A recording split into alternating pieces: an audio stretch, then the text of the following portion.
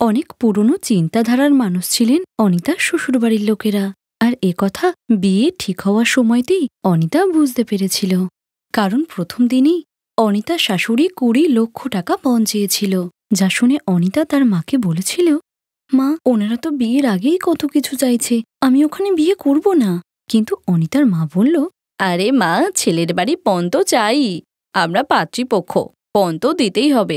আর তাছাড়া ওরা অনেক ধনী, বিয়ের পর তুই আরাম করে থাকবি। এরপর অনিতার অনিচ্ছা সত্ত্বেও বিয়ে করতে হলো, কারণ তার মা যে তাকে দিব্যি দিয়েছিল। নিজের মনকে মানিয়ে শ্বশুরবাড়ি যাওয়ার পরে অনিতার শাশুড়ি প্রথমেই অনিতাকে বলল যে, এসো বৌমা, দেখেছ কখনো এত বড় বাড়ি? বলো, কেমন লাগছে এখানে এসে? ভালো লাগছে মা। সে তো লাগবেই, কিন্তু এই বাড়ির কিছু নিয়ম আছে। বাড়ির বৌমাদের সবসময় মাথায় কাপড় দিয়ে রাখতে হবে, বাড়ির বাইরে পা রাখা যাবে না, আর বাইরের কোনো ছেলের সঙ্গে কথাও বলা যাবে না। এরপর শীতল আরো 1000টা নিয়ম বলতে লাগলো, যা শুনে অনিতার দম বন্ধ হয়ে আসে। আর অনিতা যখনই তার রুমে যাচ্ছিল তখনই তার শাশুড়ি তাকে বলে, কোথায় যাচ্ছ? আমার ঘরে যাচ্ছি মা। হে ভগবান, তবে রান্না কে করবে? নতুন বৌমা মানে এই নয় যে ঘরে বসে আরাম করবে। রান্নাঘরে তোমার বড় যা রান্না করছে, তাকে সাহায্য করো গিয়ে, যাও। ঠিক আছে মা। এই বলে অনিতা রান্নাঘরে গেল, যেখানে তার বড় যা রান্না করছিল। কি রে ছোট, বাড়ি আসতেই নিয়ম বলে দিল তো শাশুড়ি? হ্যাঁ দিদি, এখানে আমার দম বন্ধ লাগছে। তাহলে আমার কথা ভাব, 4 বছর হয়ে গেল, একটা দিনের জন্য বাপের বাড়ি যাইনি, একবারও না। হায় ভগবান, কি আর করব বোন, বিয়ের পর তো শ্বশুরবাড়ির কথাতেই চলতে হয়। ছাড় ওসব, ধীরে ধীরে বুঝতে পারবি। আজ তো তোর ফুলসজ্জা, কি ভাবলি? আরে দিদি, তুমিও না, আমার লজ্জা লাগছে। আয় হায়, লজ্জা কেন পাচ্ছিস? ছাড়, কোনো সমস্যা হলে অবশ্যই আমাকে বলিস। আর তখনই বাড়ির 2 বৌমা বান্ধবী হয়ে গেল। আর রাত্রিবেলায় অনিতা সেজে গুজে তার বিছানায় বসেছিল। আর ওদিকে তখন অনিতার বর অমিত বন্ধুদের সঙ্গে পার্টি করে প্রচুর মদ খাচ্ছিল। আর মাতাল অবস্থায় যখন সে গাড়ি চালিয়ে বাড়ি ফিরছিল, তখন সে নিজের কন্ট্রোল হারিয়ে বসে, আর অ্যাক্সিডেন্টে তার সেখানেই মৃত্যু হয়। আর এই খবরটা অনিতা পাওয়া মাত্রই সে ভীষণ রকম কান্নায় ভেঙে পড়ে। এটা কি হলো? তুমি কোথায় চলে গেলে?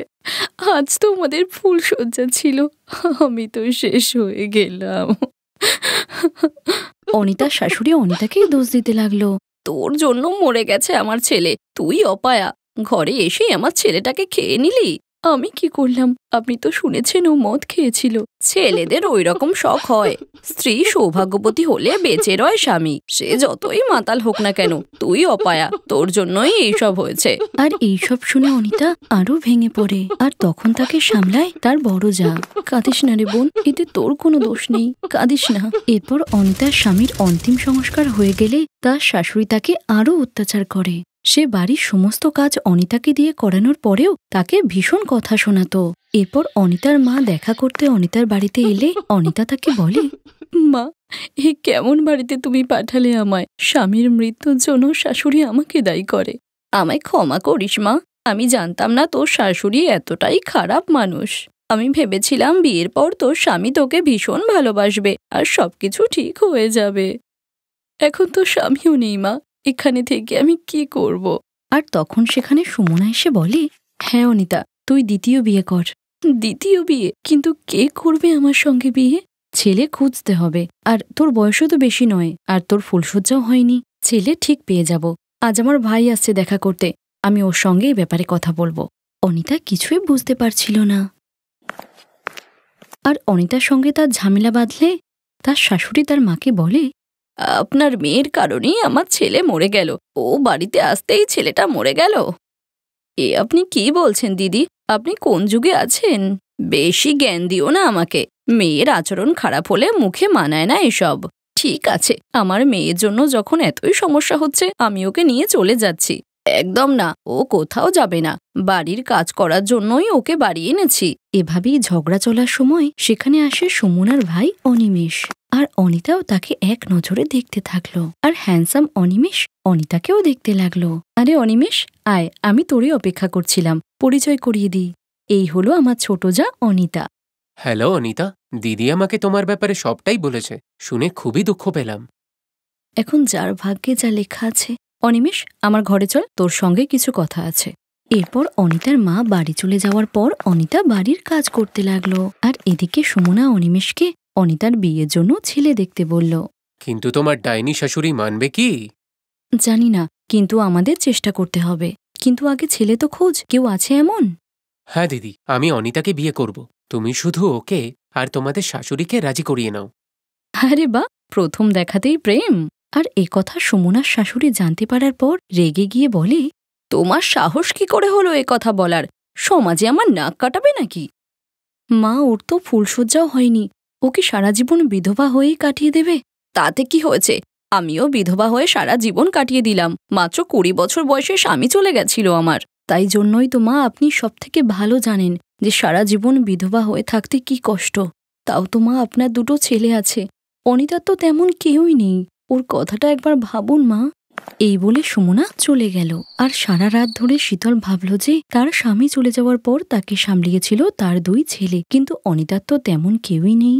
আর শীতল কাঁদতে লাগলো। কথায় আছে, চোখের জল বড় বড় পাথরকেও গলিয়ে দেয়। তাই শীতলের মনও গলে গেল। আর পরের দিন সে অনিতাকে বলল, বৌমা, আমাকে ক্ষমা করে দাও। সারা জীবন একা একা থাকতে থাকতে আমি পাথর হয়ে গেছি। তোমার সঙ্গে অন্যায় করেছি। আমি তোমার বিয়ে দেব বৌমা। এই বাড়ি থেকেই তোমার বিয়ে হবে। মা। এই বলে অনিতা তার শাশুড়িকে জড়িয়ে ধরে। আর 1 সপ্তাহ বাদে অনিতা আর অনিমেষের বিয়ে হয়। এভাবেই একজন বড় জা তার ছোট জায়ের বিয়ে দিল। আর অনিতা অনিমেষের সঙ্গে হাসি খুশি থাকতে লাগলো।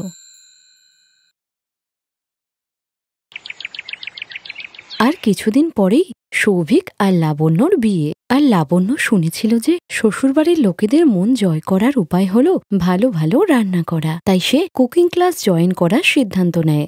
আরে লাবণ্য বৌমা, শুনলাম তুমি নাকি কুকিং ক্লাসে যাচ্ছ? হ্যাঁ মা, ভাবলাম তোমাদের সবাইকে ভালো রান্না করে খাওয়াবো। আরে বা, আমার বৌমা তো দারুণ বুদ্ধিমতী। এবার তুমি বাড়িতে এসে আমাদের সবাইকে দারুণ রান্না করে খাওয়াবে। এবার তাড়াতাড়ি বিয়েটা করে বাড়ি আসো, আমরা সবাই তোমার জন্য অপেক্ষা করছি। হ্যাঁ মা, আর কিছুদিন পরে লাবণ্য মনে অনেক স্বপ্ন নিয়ে শ্বশুরবাড়ি আসে। আর সে সঙ্গে করে শ্বশুরবাড়িতে প্রথম দিন রান্না করার মেনু নিয়ে আসে, যেখানে লেখা ছিল কি কি রান্না করতে হবে। কি গো, এটা কি? আমি প্রথম দিন রান্নাতে কি কি বানাবো তার মেনু। তবে তো আগে আমায় শুনতে হবে, তুমি কি কি বানাবে? শাহী পনির, মালাই কোপ্তা, লুচি, মাংস আর রসগোল্লা। বাবা, খুব ভালো। আমার জিভে যে এখনই জল চলে এলো। আর একটু অপেক্ষা করো, আমি এক্ষুনি রান্নাঘরে গিয়ে তাড়াতাড়ি বানিয়ে আনছি। এরপর লাবণ্য রান্নাঘরে গিয়ে দেখে সবচেয়ে দরকারি জিনিসটাই সেখানে নেই। মা, মা, ফ্রিজে তো টমেটোই নেই। বৌমা, তুমি কি জানো টমেটো 200 টাকা কেজি? তাই জন্য আমি তো ওটা কিনিই না। দাঁড়াও, আমি এক্ষুনি পাশের বাড়ি থেকে অর্ধেক টমেটো চেয়ে আনছি। অর্ধেক টমেটো? কিন্তু আমি যা যা বানাবো তাতে তো 8-10টা টমেটো লাগবে। 8-10টা? থাক বৌমা, তুমি টমেটো ছাড়াই তরকারি করো। কিন্তু মা, শাহী পনির, মালাই কোপ্তা এসবে টমেটো না দিলে তো স্বাদটাই আসবে না। অত চিন্তা করো না তো, বেশি করে পেঁয়াজ দিয়ে তরকারি করো, আমরা সবাই ওটাই খেয়ে নেব। লাবণ্যর ভীষণ ইচ্ছা ছিল সকলকে দারুণ খাবার খাওয়াবে, কিন্তু টমেটো না থাকায় তাকে বাধ্য হয়ে টমেটো ছাড়াই সব রান্না করতে হলো। আর 2 ঘন্টা পর সে যখন সবাইকে খাবার খেতে দেয়। লাবণ্য, সকালে খাবারের নাম শুনে জিভে জল চলে এলেও এখন খাবারটা খেয়ে অতটা ভালো লাগছে না। ঠিকই বললি রে বাবা, আমিও ভেবেছিলাম আজকে একটু ভালো মন্দ খাবো, কিন্তু আসলে বাবা, রান্নাঘরে অর্ধেক জিনিসই ছিল না, আর টমেটো তো ছিলই না। এমন ব্যাপার নয় বৌমা, টমেটো ছাড়াও তরকারি সুস্বাদু হয়। আচ্ছা, কোনো ব্যাপার নয়, তুমি কালকে ভালো তরকারি করো, কেমন? বেচারি লাবণ্য যেমনটা ভেবেছিল তার কিছুই হলো না। তাই জন্য পরের দিন তার শ্বশুর যখন বাজারে যাচ্ছিল সে বলল, বাবা, একটু টমেটোও নিয়ে আসবে। ঠিক আছে বৌমা, আমি নিয়ে আসবো। এরপরই লাবণ্য মটর পনির বানানোর প্রস্তুতি শুরু করে দেয়। আজকে তো আমি রান্না করে সকলের মন জয় করে নেব। কিছুক্ষণ পর তার শ্বশুর বাজার থেকে বাড়ি এলে, বাবা, তুমি তাড়াতাড়ি টমেটো দাও, আমি তরকারি করব। বৌমা, টমেটোর দাম যে অনেক বেশি, তাই আমি আনতে পারিনি। আমি তো প্রথমেই বলেছিলাম টমেটো অনেক দামি, কিন্তু টমেটো ছাড়া আমি তরকারি রান্না করব কেমন করে? আরে বৌমা, পেঁয়াজ আদা রসুন দিয়ে করে ফেলো, আমরা খেয়ে নেব সবাই। কিন্তু মা, এমন তরকারি খেতে কারো ভালো লাগবে না। বাকিটা তোমরা বুঝে নাও, আমরা তো সবভাবেই খেয়ে নিই। এরপর লাবণ্য মটর পনির বানিয়ে তো ফেললো, কিন্তু সে ভালো করেই জানতো এটা কারোরই পছন্দ হবে না, আর সেটাই হলো। এই মটর পনিরে তো একদম স্বাদ নেই। হ্যাঁ রে, সেটাই তো। আমি তো বলেছিলামই যে টমেটো ছাড়া তরকারি ভালো লাগবে না। বৌমা, কাল তুমি এমন তরকারি করো যাতে টমেটো না দিলেও সুস্বাদু হয়। এরা টমেটো আনবে না, আবার তরকারিও সুস্বাদু খাবে। টমেটো ছাড়া তরকারির কোনো স্বাদই হয় না, আর যার কারণে লাবণ্য তৈরি করা খাবার কারো পছন্দই হতো না। কিন্তু পরের দিন লাবণ্য তৈরি করা শাহী পনির খেয়ে সবাই আঙুল চাটতে থাকে। সত্যি বাবা, বৌমা, আজ তো তোমার রান্না অতুলনীয় হয়েছে। সত্যি বৌমা, তরকারিটা তো আজকে দারুণ হয়েছে। কি জাদু দিয়েছো তুমি এতে আজ! তেমন কিছু নয় মা, শুধু 200 টাকা কেজির টমেটো দিয়েছি। আর টমেটো দিয়ে সবার যখন এত ভালো লেগেছে, তবে কাল থেকে আমি টমেটো দিয়েই তরকারি রান্না করব। এ ভগবান, 200 টাকার টমেটো! বৌমা, তুমি টমেটো ছাড়াও তো দারুণ রান্না করো, কি গো, তাই না? হ্যাঁ বৌমা, আর এমনিতেও এই ধরনের খাবার একটু ভারী হয়ে যায়। তুমি যদি আমাদের জন্য হালকা কিছু বানাতে, তাহলেও খেয়ে নিতাম। ঠিক আছে, যেটা তোমরা বলো। এরপর থেকে লাবণ্য টমেটো ছাড়া তরকারি বানালেও সবাই দারুণ খুশি হয়ে খেত, কারণ সবাই বুঝেছিল যে খামতি লাবণ্যের রান্নায় নয়, টমেটো ছাড়া তরকারিতে। আর সুস্বাদু রান্না খেতে হলে দামি টমেটো তো কিনতেই হবে। Thanks for watching.